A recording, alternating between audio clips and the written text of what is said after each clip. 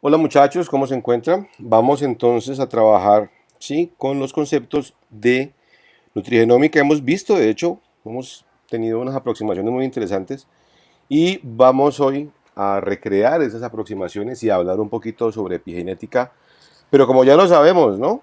Biología molecular aplicada a nutrición, que es lo importante. Ese vínculo entre dieta y salud sí ha estado determinado y se ha estudiado de muchas formas.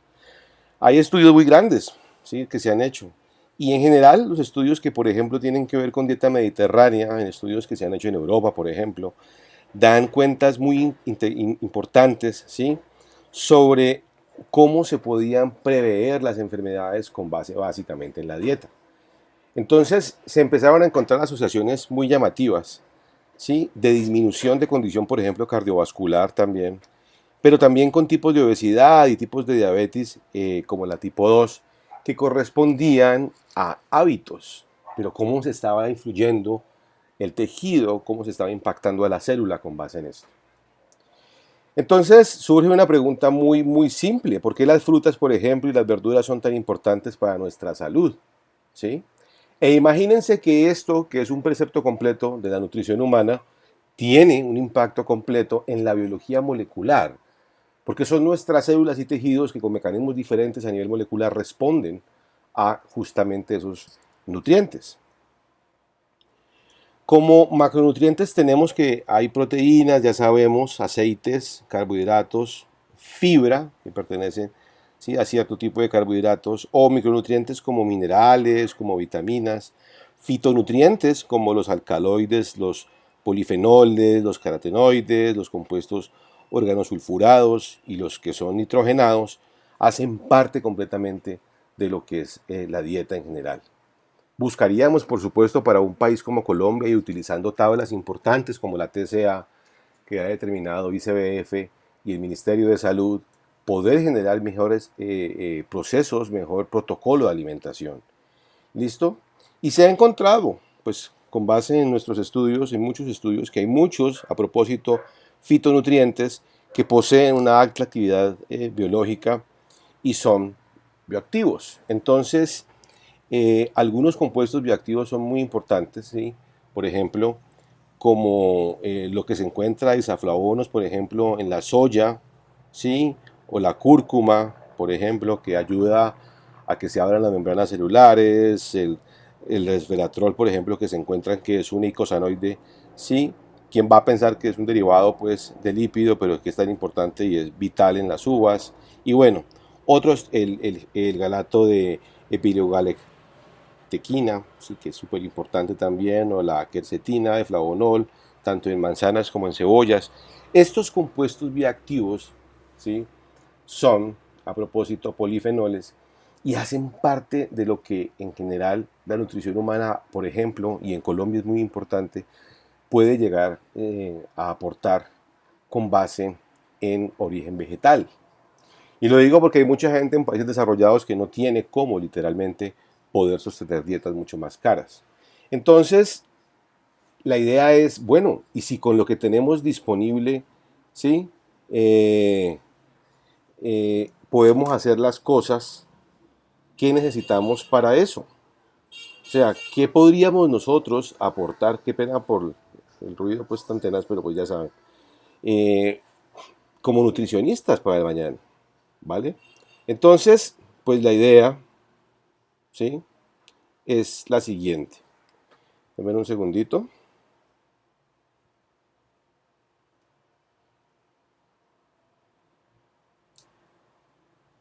What?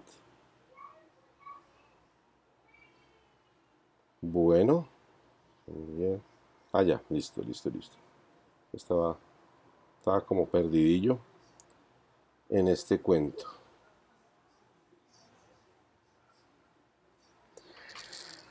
Si podemos nosotros encontrar entonces, ¿sí?, mm, este tipo de nutrientes y podemos entender cómo impacta en nuestra nutrición ese tipo de nutrientes y mejor aún, podemos contextualizarlo, ¿sí?, a nuestro medio, pues podremos hacer unos avances inmensos. Y por eso les cuento que es importante entender estos conceptos. ¿Listo? ¿Qué es nutrigenómica?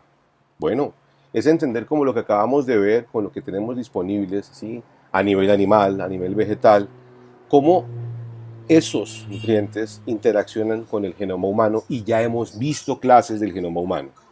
¿Listo? En general lo que tenemos es que tratar de comprender cómo los nutrientes a propósito influyen en esa expresión. Ya sabemos, lo hemos visto varias veces conmigo, en la expresión genética, en el metabolismo y pues por tanto en la salud humana. Es súper elegante porque pues podemos aplicar muchas ciencias de tecnología tipo ómica, ¿sí? Y la nutrigenómica confluye directamente con genómica, salud, alimentación y podemos utilizar muchas otras importantes disciplinas, ¿vale? Pero en general es eso. Oye, ¿qué es lo que yo estoy comiendo? ¿Sí? Y eso que yo estoy comiendo, ¿cómo impacta directamente la expresión de mi genoma? Entonces, existen unos objetivos a propósito de investigación de la nutrigenómica. Esa nutrición por alimentos, pues ha creado, ¿sí? Que podamos entender cómo las vías genéticas sirven para expresarse y cómo se produce, por ejemplo, si entendemos el RNA de nosotros, si entendemos el perfil proteico o si entendemos la ruta metabólica, ¿sí? Las diferentes señales a nivel dietético o los sensores, por así decirlo, que son nuestros receptores de membrana de los nutrientes, cómo funcionan ellos y cómo se va a impactar en las células con base en esas vías, ¿sí? Ese proceso de alimentación. Es llegar al corazón de la célula, es llegar al corazón del genoma, ¿vale? ¿Y cómo lo podemos estudiar? Ah, bueno, pues podemos crear perfiles, biomarcadores, utilizar de nuevo los mismos tipos de ciencias ómicas, ¿vale? ¿Sí? ¿Y eso qué nos va a permitir en última? Si tenemos un objetivo es porque tenemos, pues queremos saber cosas, queremos saber, responder una pregunta y podemos hacernos entonces hipótesis. Y aquí pasa algo muy llamativo, entonces podemos identificar en poblaciones, inicialmente lo buscaríamos con una sola persona, pero podemos identificar en poblaciones firmas dietéticas, ¿sí? O biomarcadores mismos que indiquen qué está fallando o no.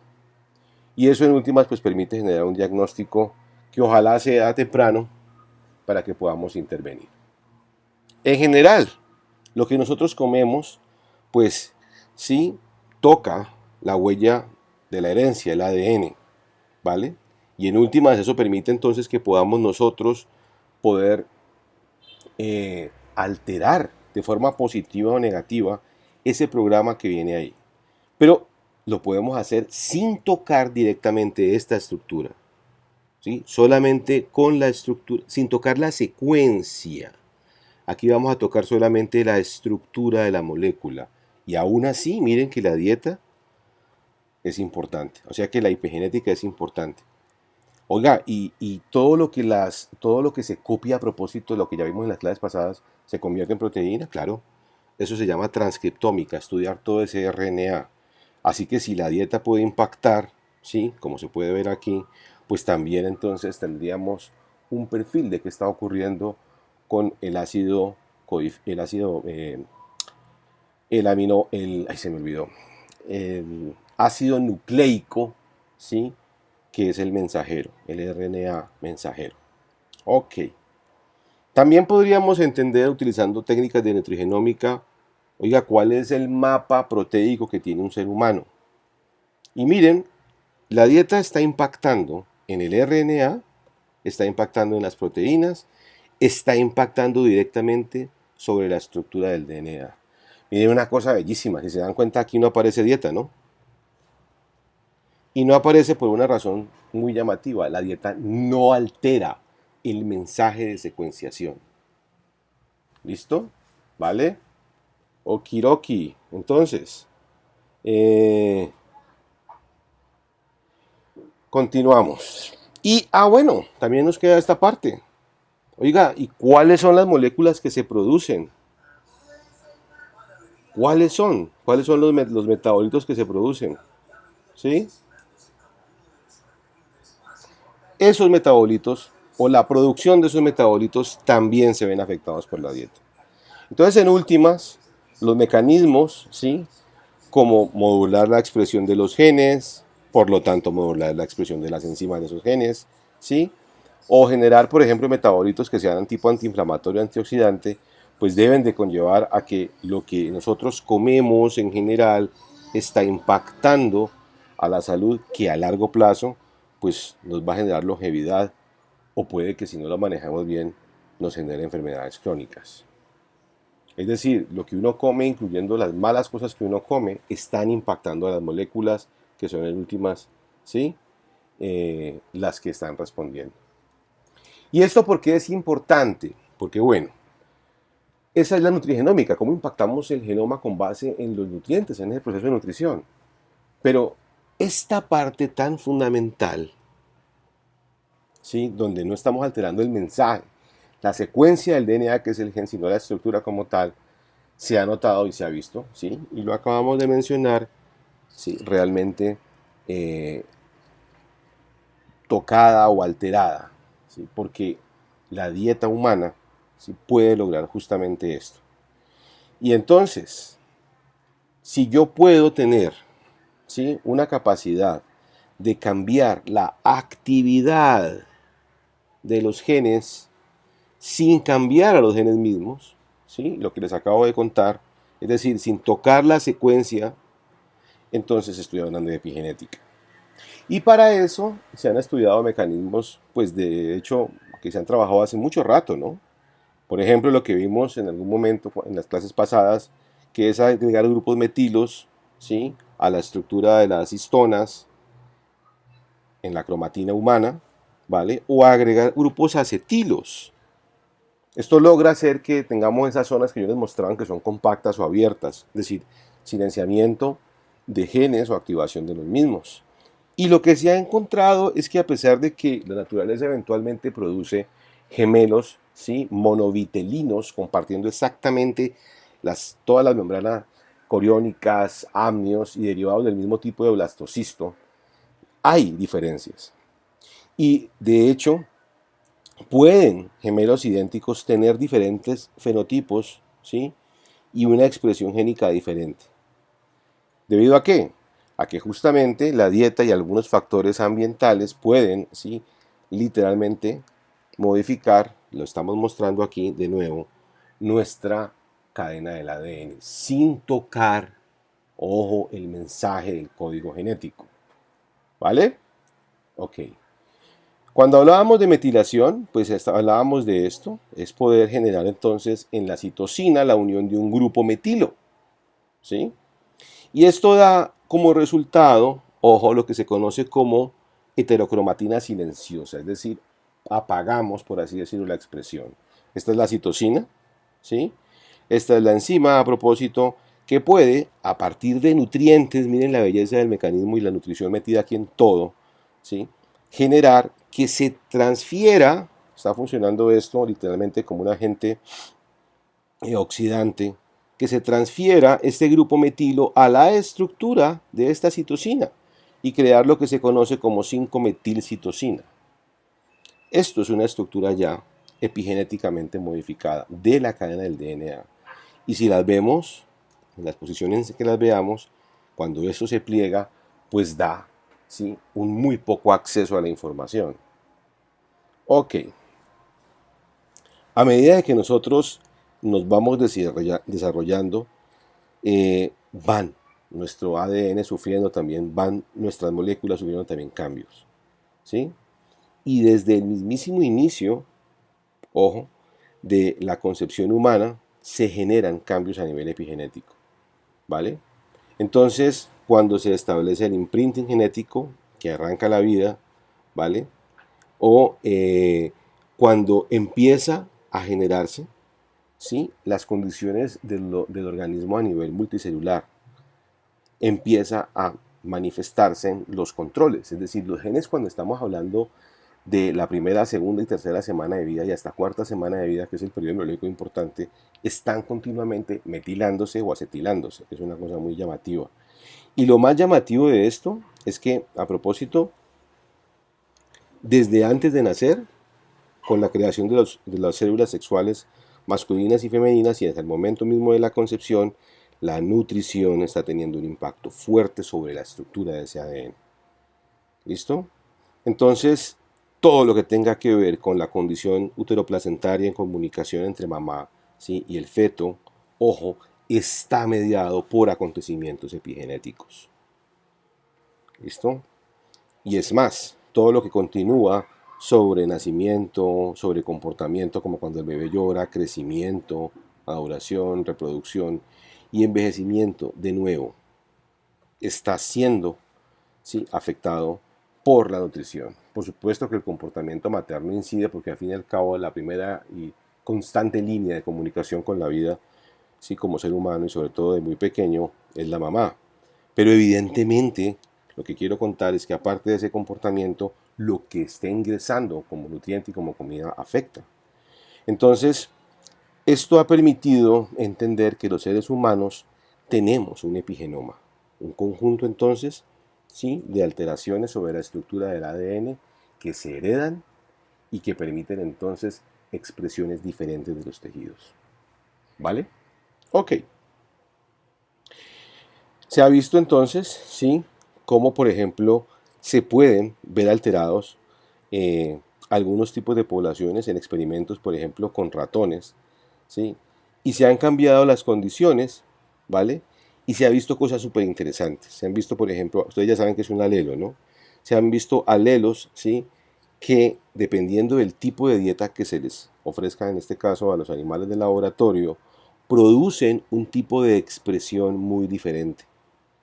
Entonces es muy llamativo, por ejemplo, que si en algún ratón, ¿sí?, no se ofrece, entre otras cosas, el mismo tipo de dieta que en otros tipos de animales, la expresión, en este caso de lo que ustedes ven, del pelaje cambie. Y eso quiere decir que yo no estoy tocando la secuencia del código, porque definitivamente se va a expresar un color en el pelaje, pero sí estoy alterando, ¿sí?, con base en lo que está ingresando como nutriente, lo que es la expresión. ¿Y esto cómo se ha podido estudiar en humanos? Pues bien, han habido situaciones donde definitivamente podemos hacer cosas terribles como especie, y una de ellas fue la Segunda Guerra Mundial. En la Segunda Guerra Mundial se produjo esto, lo que se llama, sí, la hambruna holandesa. El término específico en holandés es hambre de invierno, y pues la gente tenía unas restricciones calóricas muy grandes porque literalmente no había nada que comer, ¿vale? Entonces las raciones pues disminuyeron de una forma dramática a 500 kilocalorías, perdón, por día para adultos, ¿sí? Y se trataban de entregar entonces raciones complementarias a los niños y a las embarazadas. Y a pesar de que el tiempo no fue mucho, fueron solamente 5 meses, ¿sí?, entre octubre del 44 y mayo del 45, los resultados se vinieron a ver muchísimo tiempo después, ¿vale? Entonces se examinaron mucho tiempo después aproximadamente 2.400 personas, ¿sí?, de las cuales se pudieron entrevistar 912 y de las cuales 741 se les alcanzó a encontrar, por ejemplo, información, ¿sí?, a nivel de examen clínico. Y después de 60 años, esos adultos que habían sido expuestos a esa hambruna holandesa tenía una mayor incidencia de enfermedades crónicas. ¿Listo? Y eso es muy interesante porque definitivamente entonces la falta de muchos nutrientes, a pesar de que no produjo la muerte en gran parte de esa población sometida a ese estrés tan terrible de la guerra, sí generó cambios en el epigenoma que confluyeron en esto, en enfermedades crónicas. Entonces uno diría, venga, ¿y por qué le tengo que parar bolas a la biología molecular?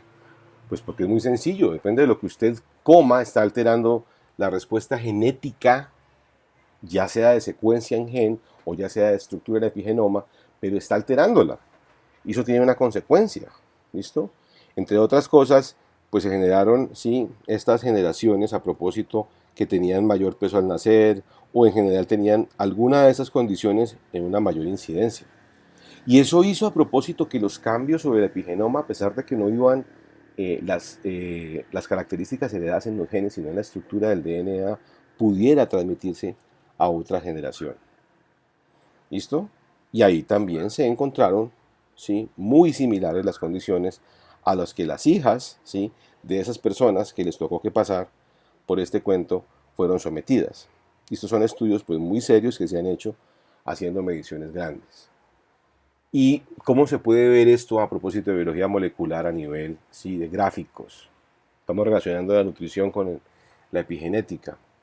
Pues aquí estamos viendo sí que los niveles de metilación del ADN a propósito fueron muy diferentes para 6 de los 15 genes, ¿sí? Que tenían que ver con el metabolismo, por ejemplo, lo que se expresaba en el momento del peso al nacer en esas condiciones de hambre. Estos que están viendo acá, pues básicamente son los genes, ¿sí? Que se vieron afectados directamente por esa condición de inanición, a propósito, en un experimento que se hizo con 60 individuos, ¿vale? Y lo que se observa, ¿sí? Por ejemplo, para estos genes, ¿sí? Que son básicamente factores de crecimiento, es que hubo, pues básicamente, una metilación muy baja, que se relacionó con un peso alto al nacer. Y eso a su vez se correlacionaba con algún tipo entonces de condición como la que vimos posteriormente. Miren lo llamativo del cuento, ¿no? No estamos hablando de que para estas personas de segunda o tercera generación, de esas personas que se vieron sometidas a esa hambruna, nacer con más peso fuera mejor. Y de ahí la importancia de nuevo de aprender un poquito de biología molecular. Esa programación epigenética, ¿sí? En el útero afecta, ¿sí? Todo el riesgo de adquirir enfermedades en los adultos, ¿vale? Entonces, esa dieta puede alterar todo lo que es el programa epigenético en nuestro genoma, ¿sí? Y se puede reprogramar de manera muy drástica lo que son vías metabólicas y vías fisiológicas, ¿vale? ¿Y eso por qué es importante? Porque pues con el tiempo, la incidencia de ese tipo de enfermedades crónicas, ¿sí? Aquí hay una muy famosa que es la diabetes tipo 2, puede o aumentar, ¿sí? O verse alterada hacia fenotipos más, ¿sí? Más severos.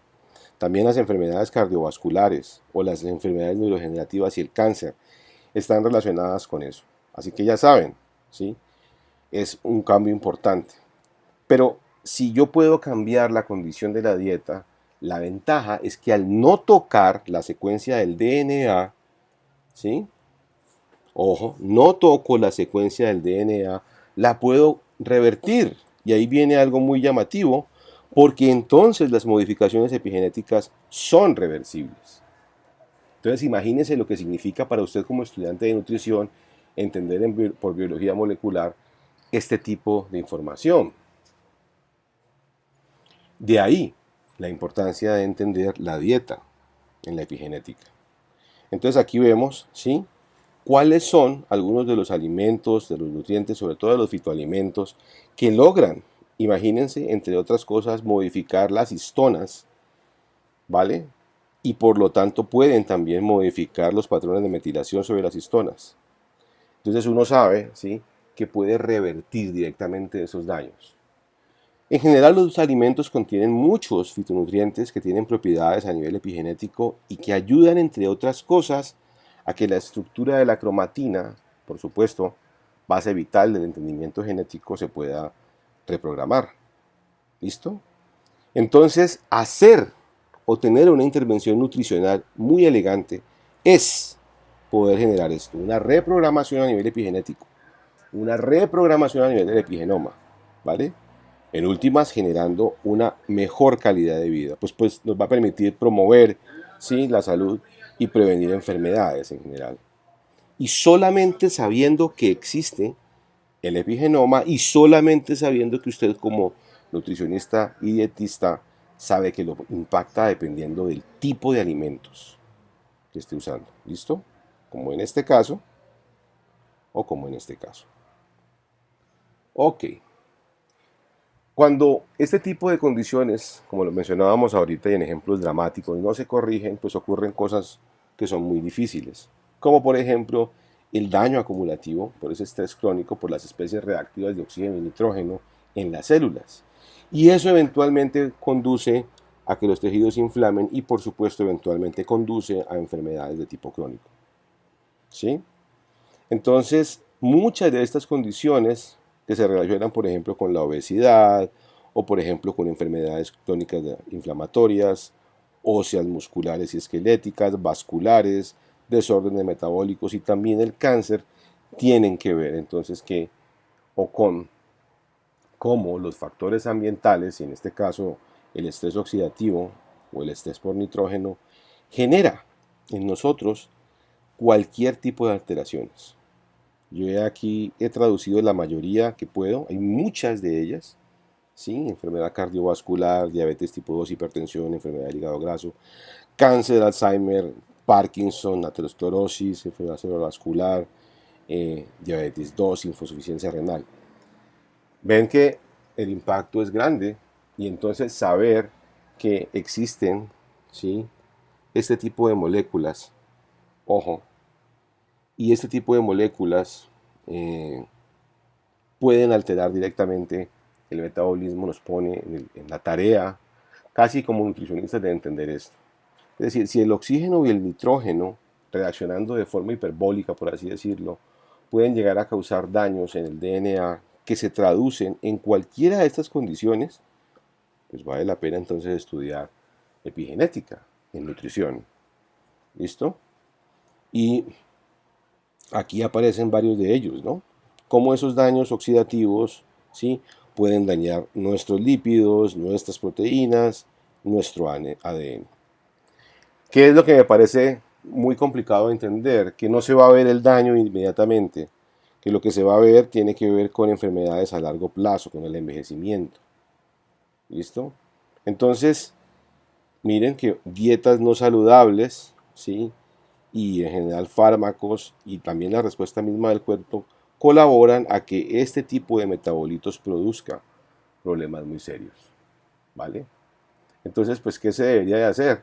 Pues es muy fácil, deberíamos de darle como la preponderancia, ¿sí?, a una dieta saludable, pero ya viendo los cambios directamente aquí, por Dios, ¿vale? Viendo los cambios acá. Y miren que en este sentido, desde ya, antes de que nos metamos a ver de pronto muchas más cosas interesantes en las otras materias, ya estamos haciendo avances.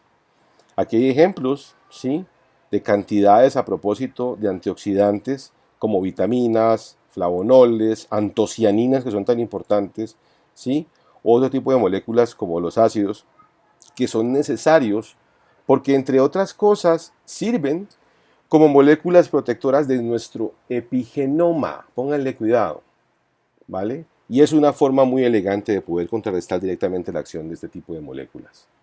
¿Listo? Ok. ¿Qué pasa?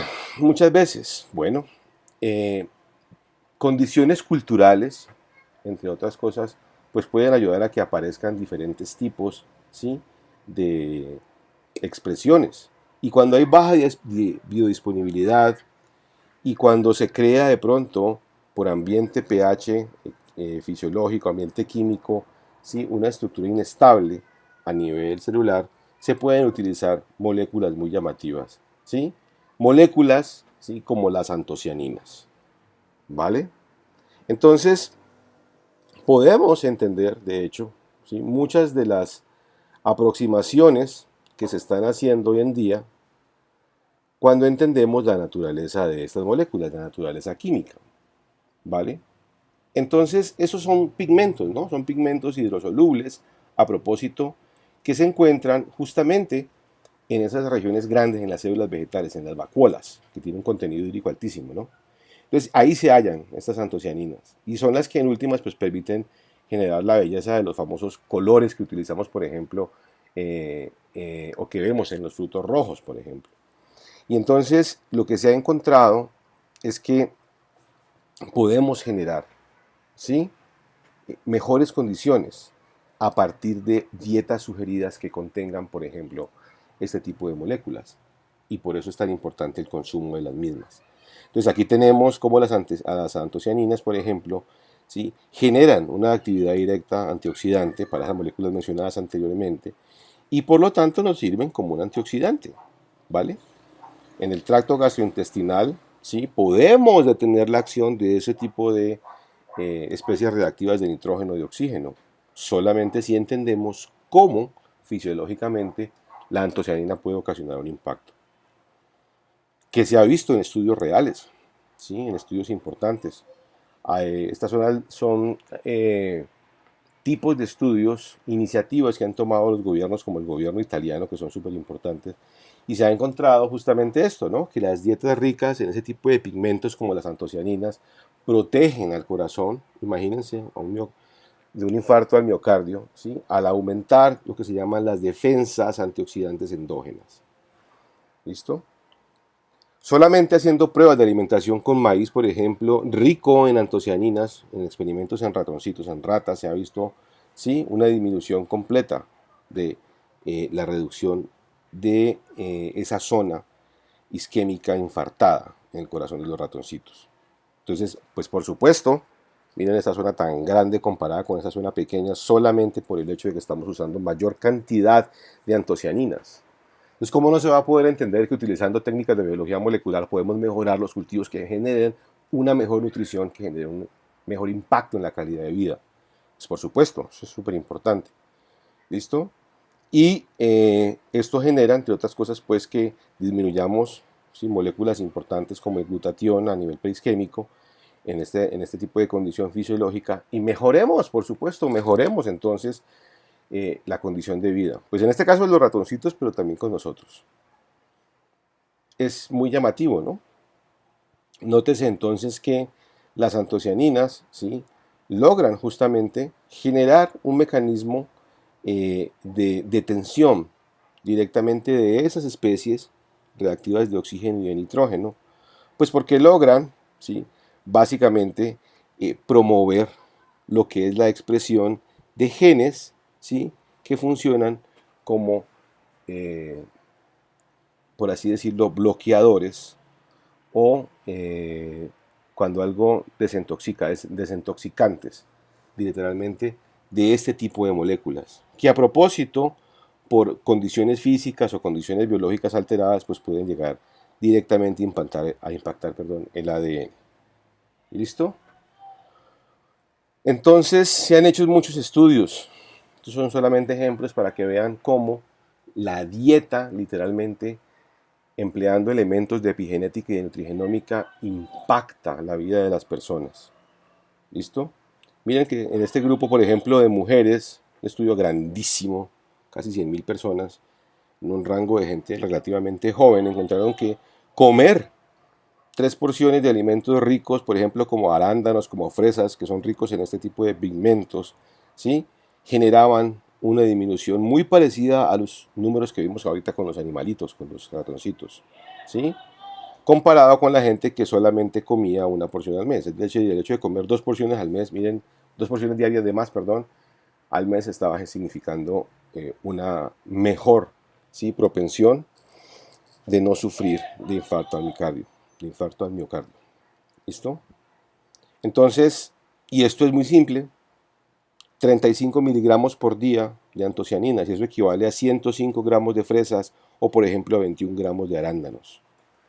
Miren la belleza, y esto es un estudio de una revista muy, muy impactante, esto no tiene más de 8 años, que es Circulation, ¿sí?, de todo lo que es salud cardiovascular. O sea, estos estudios no son de que venga, es que mi abuela me recomendó, no, son estudios científicos que han probado una y otra vez lo que se está descubriendo a nivel del impacto en nuestro ADN, ya sea por epigenoma, ¿sí?, con base en la nutrición humana. ¿Vale? Y pues por supuesto, aquí tenemos esta parte donde se habla de la inflamación aguda y crónica. Esta inflamación aguda, sí, que es la reacción directamente a lo que son lesiones o infecciones, pues básicamente tiene también que ver con cómo poder evitar esto con base en la nutrición.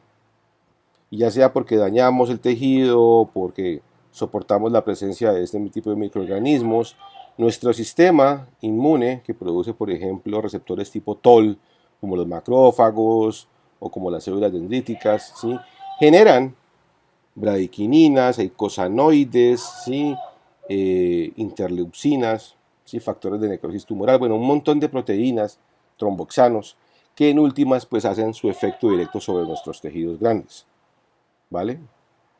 Entonces, al no eliminar ese inductor inflamatorio, ¿sí? Pues continúa con la respuesta tenaz el cuerpo y eso pues conlleva a que en muy poco tiempo tengamos condiciones de inflamación muy complicadas.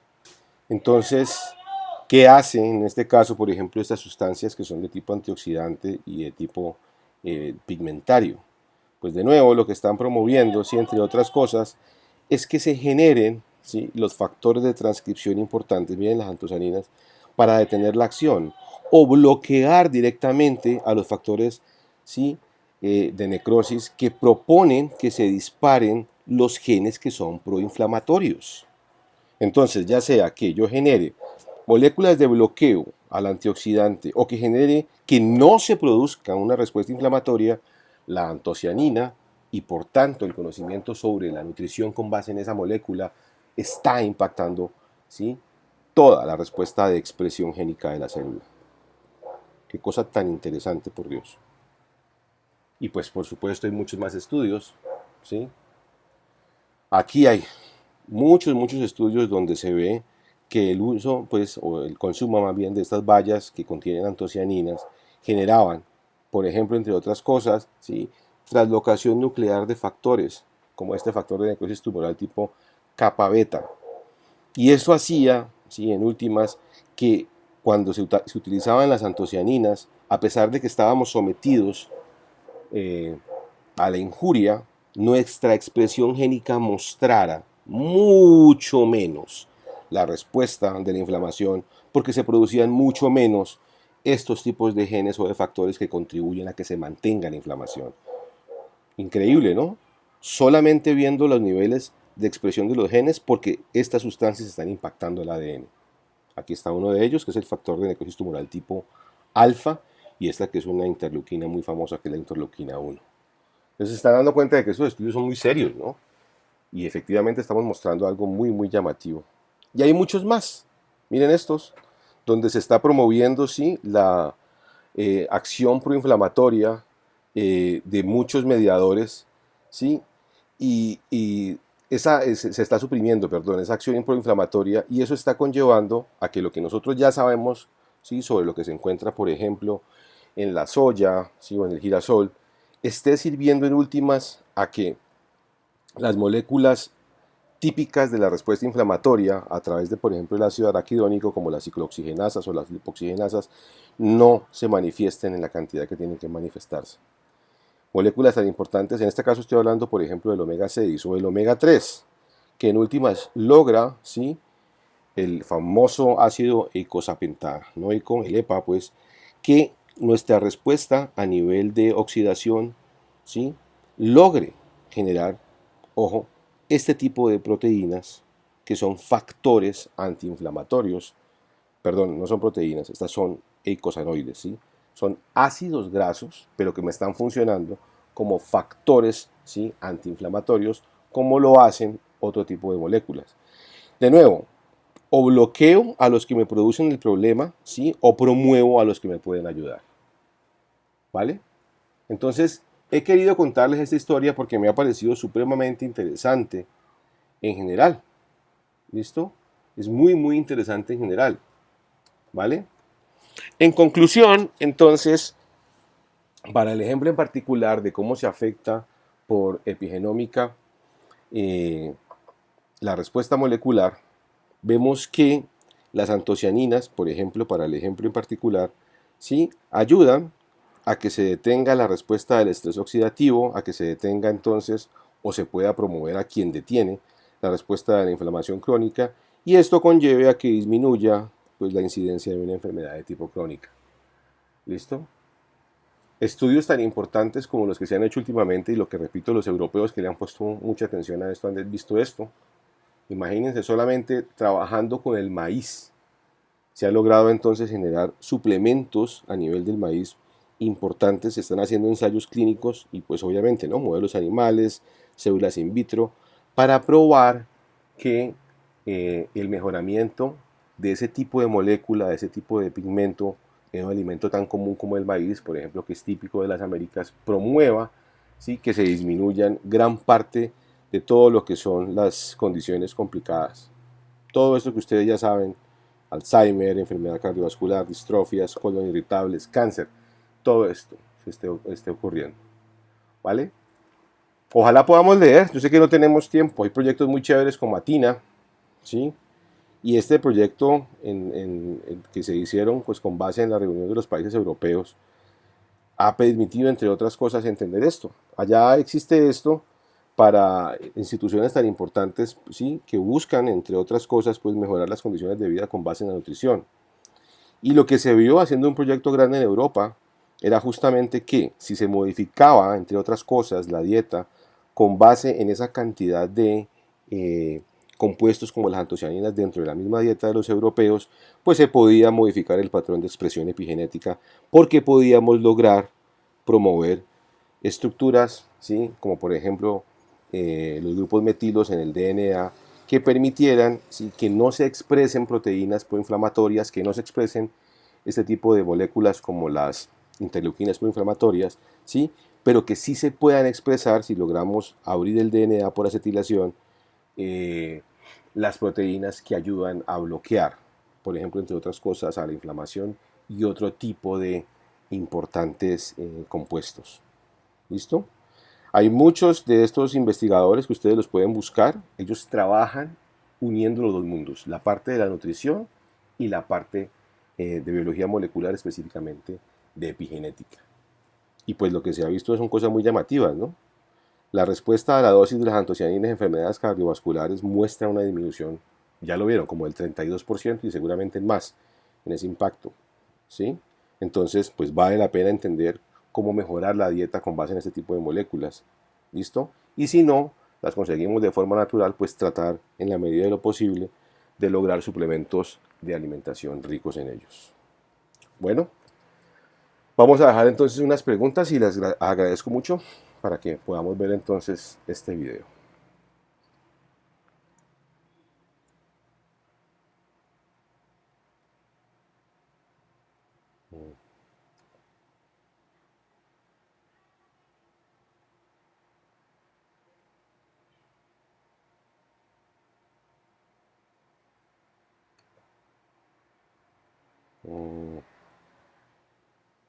Entonces,